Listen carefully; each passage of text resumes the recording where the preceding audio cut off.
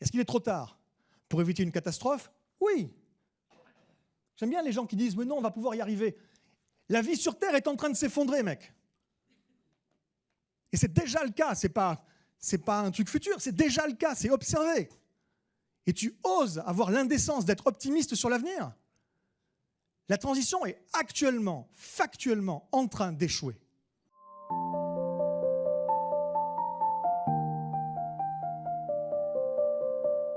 La technologie là-dedans, elle ne peut pas sauver le monde. C'est un outil, et la question, ce n'est pas la question de l'outil, c'est la question du projet. Alors on pourrait dire qu'avec l'IA, l'outil est devenu le projet, hein. Mais ce que je veux dire, malgré tout, c'est au service quand même d'une certaine idéologie, d'une certaine vision du monde, d'un projet de société, partagé ou juste de quelques-uns en haut de la big tech, etc. Mais toujours est-il que voilà, c'est une vision, ça sert quelque chose. Et quand on nous dit que l'innovation est la solution à tous nos plus grands problèmes, je vous dis non. Voilà, non, faux. Et ça ne veut pas dire qu'il n'y a pas des super choses par-ci, par-là qui vont émerger. Bien sûr, il y a toujours eu des bonnes petites sérendipités, il y a toujours eu des bons usages utiles, notamment en médecine. J'entends toujours les gens qui disent « oui, mais enfin, tout de même, vous remettez en question l'IRM ». Non, je ne remets rien en question, moi, qu'est-ce que vous arrêtez de m'enquiquiner. Mais non, évidemment, il y a des super usages de la technologie. Mais globalement, ça entraîne le monde de plus en plus vite dans le mauvais sens. On n'a jamais eu plus de technologie, on n'a jamais eu plus de moyens, plus de données, plus de capacité d'analyse, plus de capacité d'action sur le monde. Et c'est de pire en pire. On va dans la mauvaise direction.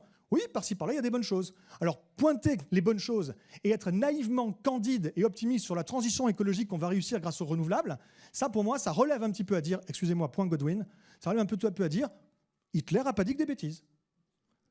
Oui, sans doute, sans doute. Mais qu'est-ce qu'on s'en fout? Donc oui, il y a des choses dans la technologie intéressantes. Mais qu'est-ce qu'on s'en fout? Globalement, la technologie nous emmène dans le mur. De plus en plus vite. Excusez-moi, c'était un grand écart, hein. Mais je sais pas, ça m'est venu. Voilà. Si on ne change pas le système, alors la profusion technologique, elle a un coût à tous ces niveaux-là, tout ce que j'ai écrit, énergétique, écologique, social, démocratique aussi, cognitif sur nos esprits, axiologique, les valeurs. Un coût global absolument exorbitant.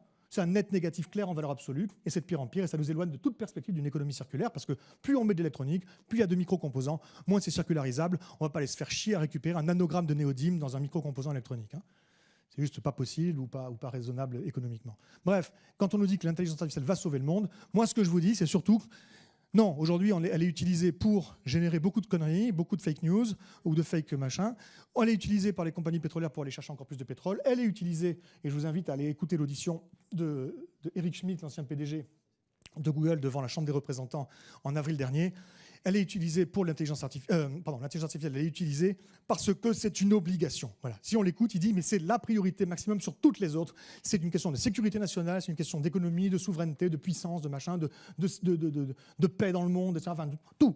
S'il n'y a pas ça, il se trouve que les Chinois vont peut-être nous battre au poteau. On ne peut pas laisser ça passer. Les États-Unis doivent arriver les premiers à développer la première super intelligence qui changera le game, etc. C'est là, il nous faut, mais malheureusement, beaucoup d'énergie, parce que ça demande énormément d'énergie. Donc on a besoin d'énergie, beaucoup d'énergie.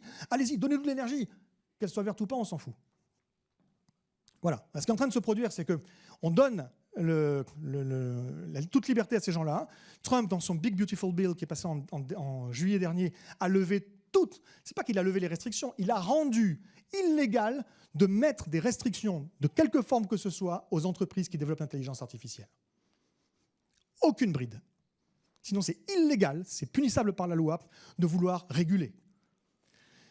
Si on les écoute, la quantité d'énergie qu'il va falloir, d'électricité qu'il va falloir pour alimenter les data centers, grossit beaucoup plus vite que notre capacité à décarboner le mix électrique existant. Je vous laisse faire le calcul. Donc, non, je ne vous laisse pas partir là-dessus. Donc, qu'est-ce qui est foutu? Certaines choses, oui, c'est dommage, c'est sûr, c'est bien triste. Tout est foutu? Non. Il n'y a pas des choses super intéressantes qui ne sont pas encore foutues? Si. Bon, tout sur le pont. Voilà. En fait, c'est aussi con que ça. On a tourné autour du pot, maintenant il faut plonger dans le pot. On y va, on se lève, on se rejoint, on fait des choses, on tente, on sort de sa léthargie, on arrête de regarder Netflix, un peu de temps en temps, hein, mais on arrête de regarder Netflix et on y va. Voilà, on devient des gens actifs sur ce sujet, on s'engage. Est-ce qu'il est trop tard pour éviter une catastrophe? Oui. J'aime bien les gens qui disent « mais non, on va pouvoir y arriver ». La vie sur Terre est en train de s'effondrer, mec. Et c'est déjà le cas, c'est pas un truc futur, c'est déjà le cas, c'est observé. et tu oses avoir l'indécence d'être optimiste sur l'avenir, la transition est actuellement, factuellement, en train d'échouer. Il faut se bouger les fesses. On y va. Il est trop tard pour éviter une crise, une catastrophe? Oui. Il n'est pas trop tard pour éviter une catastrophe encore pire. Il y a des catastrophes dont on pourra se relever, d'autres non. Alors comment on fait pour passer les catastrophes et même mieux, en faire des opportunités? J'y viens après. Pardon, je termine. Il n'y a plus d'espoir. Pour ce système, non. Mais dire oh, ça nous enlève tout espoir parce qu'on ne va pas pouvoir continuer comme ça, bah, tant mieux. Hein. Non, il y a de l'espoir à construire pour autre chose. Mais par contre, attendre comme ça que ça arrive, niet. Il faut s'y préparer. Les clés de cette préparation, maintenant, je vais vous en donner quelques-unes. Hein. Je ne prétends pas couvrir tout le champ de ce qu'il faudrait faire, mais vous allez voir déjà une logique d'ensemble qui se dégage. Déjà, on fait exploser un certain nombre d'idées, comme le fait qu'il y aurait des solutions. Arrêtez de se poser cette question. Pour tous vos problèmes clairs, vous avez des solutions qui existent, techniques ou autres, mais qui vont pouvoir être développées par des experts du sujet qui, localement, pourront intervenir. Ok, très bien, je ne le nie pas. Moi, je fonctionne à un niveau un peu supérieur, et quand on regarde au niveau des suprasystèmes, suprasociétaux, qu'est-ce qu'on voit? Il n'y a pas de solution. Il y a surtout une façon de se projeter différemment dans l'avenir pour accueillir et utiliser et gérer sans subir complètement les grandes dynamiques qui vont déferler sur nous. Quand, comment, à quelle vitesse? Je ne suis pas Nostradamus, mais ça va déferler sur nous. Et donc on se projette différent dans l'avenir. La première chose à faire, c'est se dire qui je veux être demain. Comment j'imagine l'avenir?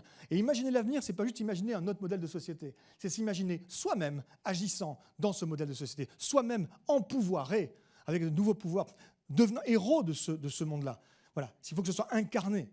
Donc comment on se raconte ça collectivement? Comment on partage? Comment on développe des imaginaires là-dessus? Les récits ont un rôle à jouer parce qu'ils influencent nos perceptions de l'avenir, ce qu'il peut, ce qu'il doit être. Est-ce qu'on veut promouvoir une vision de l'avenir axée sur la Smart City? Est-ce que c'est le transhumanisme, notre vision de l'avenir? Est-ce que c'est des formes de survivalisme plus ou moins hardcore que l'on veut promouvoir comme modèle plus futur et comme vision future? Est-ce que c'est des gens qui, au niveau local, travaillent en petits groupes, s'entraident, apprennent à travailler ensemble et travaillent sur des choses importantes comme une partie de leur énergie, une partie de leur nourriture ou une partie de leur habitat? Je préfère ça. Parce que là, il y a des valeurs fondamentales. On travaille ensemble sur des choses importantes et on apprend à collaborer. Ça crée des liens, ça crée demain de la résilience face au choc. Et ça crée des marges de manœuvre. Ok, super. C'est quoi le problème avec ça? C'est que ça fait envie à personne, quoi. À part quelques-uns, toujours les mêmes, ça fait envie à personne. Bon, ça, alors pour schématiser. Alors ça c'est les pays du Sud, donc on s'en fout. Ça, c'est espèce de bobo écolo néo-ruraux, non merci. Et ça, oh là là, il y a du dreadlock et du Sarwell par là à dégager. Voilà. Donc moi, ce que je vous dis, c'est que pourtant les principes sont bons, il va falloir maintenant s'en emparer et développer ça de manière différente et l'incarner de manière différente pour que ça se fasse de manière différente. Autre chose. Est-ce que je dis c'est ça la solution? Non, on n'y est pas du tout. Ça résout aucun des problèmes dont je vous ai parlé plus tard. C'est juste la base de la base de la base pour demain avoir des marges de manœuvre qui fait que quand les problèmes vont arriver, on ne fera pas que subir et on pourra dégager des marges de manœuvre pour maintenir la stabilité plus ou moins, en tout cas diminuer le chaos, limiter les impacts et se réorganiser pour rebondir et fabriquer quelque chose derrière qui fasse un peu sens.